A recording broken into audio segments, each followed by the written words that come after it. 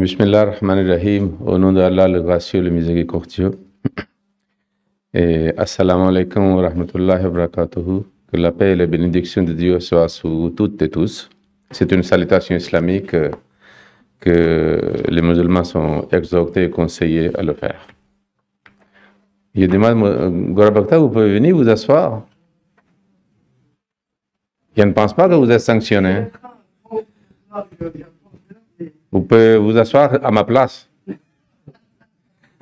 Merci. Selon le Saint-Coran, chaque prophète ou envoyé de Dieu, par son exemple et par ses mots, a dit à son peuple d'adorer Dieu. Et le Coran dit qu'il n'y a aucun peuple qui est privé de visite des envoyés divins. Certains sont mentionnés par le nom, mais les autres ne sont pas mentionnés par le nom. Mais comme il est le Seigneur de l'univers, de tout le monde, donc il a créé le soleil et la lune et la terre pour tout le monde. Ainsi, pour le développement moral et spirituel, il a envoyé des prophètes et réformateurs à tous les peuples du monde. Alors, ils ont enseigné la prière, comme ils ont enseigné. Il y a, ça dit une paire, la prière et le zakat. La prière, c'est le droit de Dieu, et le zakat, ça veut dire faire la charité pour les êtres humains. Ce sont des deux choses qui existent dans l'enseignement de tous les prophètes. Donc, le Coran confirme. Ainsi, le Coran établit l'universalité de la religion. Alors, en islam, quand on dit adoration ou la prière, alors, le tout premier commandement dans le Saint-Coran que nous trouvons, c'est concernant adoration de Dieu. Et un des piliers de l'islam, des 5 piliers de l'islam, est la salat. Ça veut dire adoration de Dieu et faire la prière. Donc, la prière devient comme une institution, quelque chose d'essentiel dans la religion. Alors, pour le vocabulaire, il y a certains mots qui sont utilisés pour adoration et la prière. Un mot, c'est ibadat. Souvent, c'est traduit comme adoration. Mais ce mot signifie pas seulement faire différentes postures ou picorer comme le poule, et faire assis, se courber, c'est-à-dire se prosterner. Mais ce mot signifie en réalité prendre ou recevoir les empreintes de quelqu'un en vous. Cela signifie inculquer les qualités ou les couleurs ou les attributs de quelqu'un en vous-même. Imiter et copier. Donc quand l'islam dit faire adoration, ne signifie pas seulement aller dans la mosquée, dans l'église, dans le synagogue ou le temple et faire quelque chose, quelque exercice physique et c'est fini. Non. Cela signifie qu'en le faisant, vous inculquez en vous les attributs de Dieu que vous adorez. Essayez d'imiter et devenir comme lui pour le monde. Et puis, un autre mot est utilisé, salat. Le mot salat a une signification de ardeur. Les supplications sans ardeur, chaleur, ne sont pas le salat. Donc, il faut mettre cet élément aussi lorsque vous adorez Dieu ou faire la prière. Il y a un autre mot qui est zikr, ça veut dire se souvenir. Si j'aime quelqu'un, je me souviens de lui. Plus en plus je l'aime, plus en plus je me souviens de lui. Alors, la méditation est aussi mentionnée dans le Saint-Coran et dans les paroles du prophète et dans sa pratique. Quand nous disons l'islam, cela signifie ce que le Coran dit, ce que le prophète a fait, ce que le prophète a dit de faire. Ces 3 éléments et sources essentielles de l'islam. Donc il y a le fikr aussi. Et les soufis sont souvent utilisés ce vocabulaire fikr. Ils disent zikr, fikr et shukr. Ça veut dire se souvenir d'Allah et ses bienfaits, et puis réflexion et la méditation de ce que l'homme fait, ce qu'il ne devait pas faire, ce qu'il ne fait pas qu'il devait faire. il faut évaluer, analyser. Donc, ça existe aussi la méditation. Et surtout, après la prière, avant la prière, durant le mois de Ramadan, il y a un retrait spirituel aussi pour les musulmans pour avoir une réflexion, une méditation, c'est-à-dire, comment on peut dire, introspection. Qu'est-ce que je fais, qu'est-ce que je dis, qu'est-ce que je ne devais pas dire, c'est-à-dire, je ne devais pas faire, qui peut être nuisible. Donc, méditation et le fiqh existent aussi comme une partie intégrale de la prière ou adoration de Dieu. Maintenant, en islam, il y a plusieurs catégories de prières. Certaines sont obligatoires pour chaque musulman, mais obligatoires dans le sens que s'il ne fait pas, il sera privé de beaucoup de bénédictions et beaucoup de faveurs. Il n'y a pas quelqu'un avec bâton pour frapper. Okay? Et les autres sont surrogatoires, optionnels. Si vous le faites, vous ajoutez quelque chose à votre capital. Si vous ne le faites pas, alors vous n'allez pas avoir les faveurs exceptionnelles de la part de Dieu. Donc, 5 prières sont obligatoires pour chaque croyant. Et après, il y a certaines prières, le prophète faisait régulièrement. Si vous avez l'occasion ou envie ou le soif, ok, donc vous pouvez le faire aussi. Ça s'appelle nawafil, c'est-à-dire optionnel ou surrogatoire. C'est-à-dire, un représentant du christianisme a mentionné le premier chapitre, on dit Surat al-Fatiha, chapitre d'ouverture. Alors, ce chapitre court est essentiel de réciter, de lire, de prononcer dans chaque partie de prière. Okay? Parce que c'est très riche. Si quelqu'un a le Saint-Coran, s'il lit la traduction, il trouvera que c'est une richesse. Okay? Parce que il y a une partie pour la glorification de Dieu, et la deuxième partie est pour adoration, et la troisième partie qui mentionne trois groupes. Un groupe qui a l'expérience de faveur divine, et l'autre qui a attiré c'est-à-dire la colère divine, et le troisième, ce qui est égaré. Alors Dieu nous dit dans cette prière de prier que je voulais rester toujours dans le groupe à qui Dieu a fait ses faveurs. Je ne voulais pas être ni parmi ceux qui ont attiré la colère, c'est-à-dire colère divine, ni qui sont égarés. Ainsi, il peut rester constamment, par le soutien divin, dans le groupe qui mérite la faveur divine. C'est aussi un des, c'est-à-dire, objectifs de la prière. Maintenant, en islam, nous disons que la religion de la nature, chaque aspect nous trouvons qui attire la nature divine et qui est selon la nature de l'homme aussi.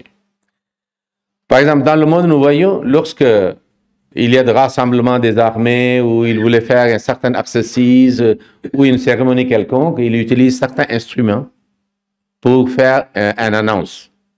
Ok, soit des instruments de musique comme ça, ou le tam-tam, ou les autres choses, ou horn, ou orné comme ça, on l'utilise pour appeler, voilà, les soldats viennent pour faire une telle et telle cérémonie. Mais cela, c'est, des fois, il y a le clocher, des fois, il y a c'est-à-dire une autre sorte de bruit. Mais pour appeler pour la prière, pour adoration de Dieu, Dieu a enseigné en islam, c'est la révélation divine, d'utiliser certains mots pour appeler les fidèles pour la prière. Parce que si vous utilisez un instrument, peut-être que ça ne signifie pas quelque chose. Ok, on dit tam-tam, tum-tum, tam-tam, ne signifie pas quelque chose. Mais pour appeler pour adoration de Dieu, celui qui fait cet appel dans la mosquée, il dit Allahu Akbar, Dieu est le plus grand. Peut-être en Europe, ça devient un peu problème. Hein, quand on dit quelqu'un Allahu Akbar, peut-être qu'il y a un attentat. Hein, mais c'est pas ça. Allahu Akbar, Dieu est plus grand, cela signifie abandonnez vos travaux du monde. Venez vers Dieu si vous croyez que Dieu est le plus grand. Parce qu'on est attentif à celui qui est le plus grand. Quand il nous appelle, nous devons aller. Donc c'est très, très significatif. Il a dit, venez vers la prière. Venez vers la prospérité. La prière et la prospérité. Et puis à la fin aussi, il répète, Allah est le plus grand, Allah est le plus grand. Donc, appel de la prière, c'est aussi très, très significatif. C'est pour cela que c'est Dieu qui avait montré dans la vision pour faire, c'est-à-dire, cette sorte d'appel pour la prière, que les gens viennent dans la mosquée. Et maintenant, quand il y a le moment de la prière, un musulman doit faire ablution. Et il y a une philosophie très, très approfondie concernant l'ablution. Dans l'ablution, un croyant lave certaines parties de ses corps. Les mains, le visage, la bouche, les oreilles, les yeux, les pieds. Pourquoi? Parce que ce sont les parties du corps qui sont utilisées pour faire quelque chose. Nous commettons des péchés, des injustices et des vices avec ces parties du corps. Donc, symboliquement, quand nous allons prier devant Sylvie, qui est la source de la pureté absolue, donc il faut avoir quand même une pureté quelconque. Sinon, pureté et saleté ne peuvent pas être ensemble. Mensonge et la vérité ne peuvent pas être ensemble. Le ténèbre et la lumière ne peuvent pas être ensemble. Donc, symboliquement, nous voulons, en lavant, c'est-à-dire ces parties du corps, nous demandons à Dieu que maintenant, c'est-à-dire, philosophie derrière est que je me débarrasse du péché. Je lave le péché que j'avais commis avec mes mains, avec mes pieds, avec mes yeux, avec ma langue, avec mes oreilles. Et il y a un message d'essayer toujours, lutter contre de vices et de péchés. Et plus en plus on est pur, plus en plus on est proche de Dieu. Et puis on se rend à la mosquée pour faire la prière. Maintenant, dans la prière, il y a des postures. Mais il faut savoir que tout ce que je dis, le prophète a montré par sa pratique. Rien n'est ajouté. Okay? Différentes postures. Pourquoi l'islam a mis dans la prière différentes postures? Ce n'est pas que quelqu'un vient, comme moi, il fait le sermon et puis les gens se dispersent, c'est la prière. Non. Il y a une prière institutionnelle. Comment? Il y a différentes postures, par exemple, c'est-à-dire la posture d'être debout. On commence en levant les mains jusqu'à les oreilles. Et puis, on est debout, bras croisés. On lit quelque chose. Puis, on se courbe. OK? Comme ça, on se courbe. Et puis, on se prosterne. Il y a une position de assise aussi. Pourquoi c'est ça, ces postures? Si nous analysons la culture et la civilisation de différents peuples et les nations du monde, nous trouverons que, c'est-à-dire, une de ces postures est utilisée comme un, c'est-à-dire, symbole de révérence pour quelqu'un qui est respectable. Vous voyez, vous êtes assis comme ça, silencieusement, devant quelqu'un, et vous écoutez ce qu'il dit. Pour lui montrer le respect, on fait comme ça. Il y a certains peuples qui même vont jusqu'à se prosterner aussi pour montrer la révérence de quelqu'un. Mais en islam, Dieu dit, c'est à Dieu que nous devons montrer, pas aux êtres humains. Et quand on dit comme ça, et dans certaines cultures, quand vous touchez les oreilles, ça veut dire que vous demandez pardon. Et même devant le cours, vous prêtez le serment en levant les mains. Donc, l'islam a pris des meilleures postures au cours et état de l'homme dans différents peuples pour montrer la révérence et le respect pour quelqu'un qui est respectable, réservé pour Dieu. Donc, c'est une philosophie de ces postures. Et puis, il y a je mentionne maintenant, je dois être très court parce que je ne veux pas être trop plongé dans la philosophie, sinon peut-être qu'on va faire le matin ici. OK? Maintenant, il y a 3 étapes dans la prière. Il y a 3 façons de prière. Combinaison de ces 3 choses et 3 états.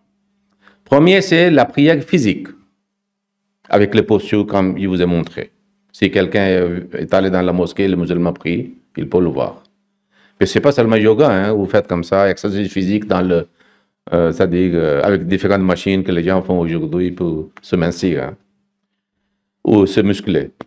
Mais il y a exercice physique, différentes postures, qui sont très très significatives que je viens de vous mentionner. Deuxième, c'est salade par la langue. Dans chaque posture, certaines prières prescrites doivent être prononcées. Doit être prononcées par le fidèle. Et ce qu'il prononce dans certaines postures correspond à cette posture. Quand on est debout, pour montrer le respect à notre Seigneur, vous lisez le premier chapitre que vous avez mentionné, où il y a les différents attributs de Dieu qui sont mentionnés. Vous demandez quelqu'un, parce que vous êtes devant quelqu'un qui est le plus grand. Et puis, quand vous se courbez, il y a une prière particulière qui correspond à cette position. Que Dieu est immense. Et Subhana Rabbi al-Azim, c'est-à-dire le grand. C'est pour ça qu'il me court. Et dans la prosternation, on met le front sur la terre. Le front est le symbole de l'honneur de quelqu'un, le prestige de quelqu'un. Mais c'est seulement devant Dieu que nous nous prosternons. Et à ce moment-là, on prononce quoi? Dieu est le plus élevé, le plus haut. Et je montre mon humilité devant le plus haut. Donc, il y a la prière avec physique, as-salat bil jasad. Deuxième, as-salat bil lisan par la langue. Et troisième, par le cœur.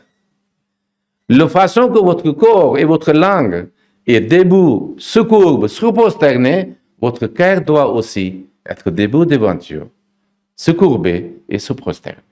Avec ces trois éléments, combinaison de trois éléments, la prière devient la vraie prière. Sinon, dans la posture, je suis comme ça, mais ailleurs, hein, dans le marché, avec ma famille, malgré que nous disons que Dieu est le plus grand. Si vous êtes devant quelqu'un qui est le plus grand, vous ne pouvez même pas songer, vous mettez votre téléphone en silence, hein, sinon c'est contre l'étiquette et le respect. Et puis, si votre corps fait quelque chose, votre langue aussi fait quelque chose, mais votre cœur n'est pas avec ça. Donc vous faites perroquet, seulement, ou d'exercice physique. Donc c'est la combinaison de trois choses, ainsi le prière devient quelque chose mieux et un peu parfaite. Alors l'islam a dit que la prière individuelle et la prière collective. Individuellement, il y a une partie que l'on fait individuellement avant la prière obligatoire et après la prière obligatoire, mais une partie est avec la congrégation, derrière un imam qui dirige la prière. Et cette façon a un élément de partie de notre sujet, effet sur la vie sociale. Quand nous faisons la prière, c'est-à-dire collectivement en congrégation, 5 fois par jour, les gens font la prière, les musulmans font la prière. Donc ils vont savoir l'un l'autre quel est son état, comment il va, s'il a des problèmes. Les gens se causent entre eux. Si quelqu'un est absent pour 1 jour ou 2 jours, on sait peut-être qu'il a un problème, allons rencontrer, visiter cette personne. Donc il y a des effets sur la vie sociale avec cette prière.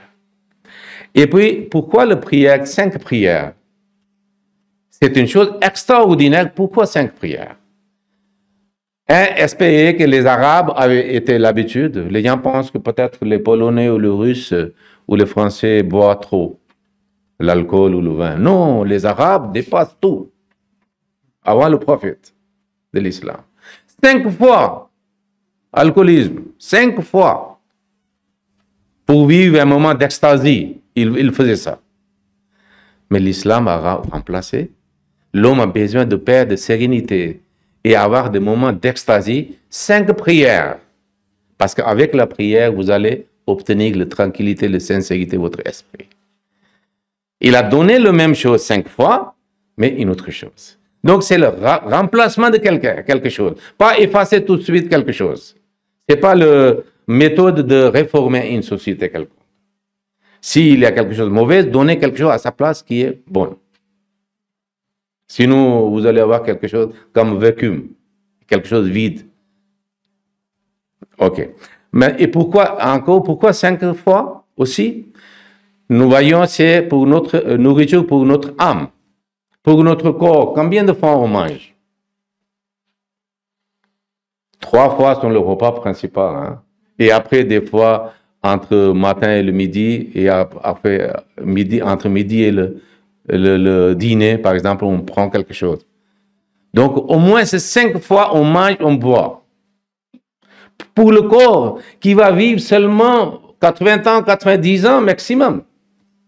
L'homme prend pour maintenir sa santé et pour sa survie 5 fois, ou plus de 5 fois, et pour l'âme qui est éternelle par rapport à notre corps.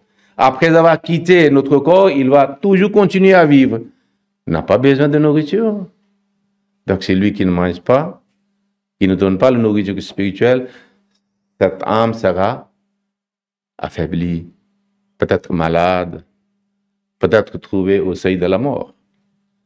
Donc c'est pour cela l'islam a dit que prenez conscience, c'est-à-dire soin de votre âme aussi, que centaines de milliers de prophètes ont été envoyés, chaque prophète a dit faire la prière, souvenez-vous de votre Dieu, et l'homme ignore, parce que sans notre âme, même notre corps physique ne peut pas survivre. Hein? Notre vie matérielle, physique dépend de notre âme. Et nous ignorons sa santé. Donc c'est pour cela que l'islam met accent sur la prière. Alors, la mosquée, une direction vers le Kaaba. Pourquoi vers le Kaaba? Parce que le Kaaba est la place qui a été visitée par beaucoup de prophètes de Dieu. Et le Coran dit la première maison construite sur la terre pour l'humanité, pas pour l'adoration de Dieu, est le Kaaba. C'est pour cela qu'il y a un souvenir. Le pierre noire qui est là-bas, il faisait partie de première pierre avec laquelle le Kaaba a été construite. C'est le restant. Donc, cette pierre a été touchée plus par des prophètes qui visitaient, qui ont construit, reconstruit. Donc, c'est pour cela qu'on touche comme une bénédiction que les gens bénis et les pieux et proches de Dieu ont touché cette pierre. C'est pour cela, avec cette place ou le lieu, les musulmans tournent leur visage pour faire la prière. Et c'est aussi dans la société, ça veut dire qu'il faut avoir une discipline, une direction si vous voulez réussir dans votre vie. Voilà, c'est un effet dans la vie, sur la vie sociale de nous. Et sinon, la mosquée a été construite par le prophète lui-même. En copiant cette mosquée, les musulmans ont construit la mosquée dans le monde entier. Et maintenant, je vais dire une chose, que la prière, et le fondateur de la communauté Ahmadiyya nous a éduqués sur ça. La prière est aussi un des moyens pour faire quelque chose, pour réaliser quelque chose. Et lui, il a dit, mon expérience personnelle est que la prière, la supplication à Dieu est le moyen le plus efficace pour réaliser quelque chose, pour obtenir quelque chose. Ok, je dirai après. Alors, quels sont les effets sur la vie sociale, à la vie sociale? Si quelqu'un n'est pas hypocrite, quelqu'un est correct et droit.